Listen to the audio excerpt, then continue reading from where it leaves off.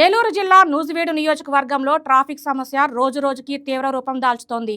స్వాతంత్ర్యం వచ్చిన కాలంలో ఉన్న రోడ్లే ఇప్పటికీ ఎక్కువగా వినియోగంలో ఉండగా జనాభా పెరుగుదలతో పాటు వాహనాల సంఖ్య కూడా విపరీతంగా పెరిగింది.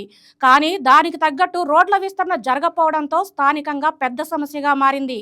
ఇంకా ముఖ్యంగా నూజివీడు రెవెన్యూ డివిజన్ కేంద్రంగా ఉండడంతో వివిధ మండలాల నుంచి ప్రతిరోజు ప్రజలు తమ సమస్యల పరిష్కారం కోసం పట్టణానికి వస్తుంటారు. దీనివల్ల ప్రధాన రహదారులు తరచూ ట్రాఫిక్తో నిండిపోతున్నాయి. చిన్న చిన్న రోడ్లలో కూడా వాహనాల రద్దీ పెరిగి ప్రజలు తీవ్ర ఇబ్బందులు పడుతున్నారు.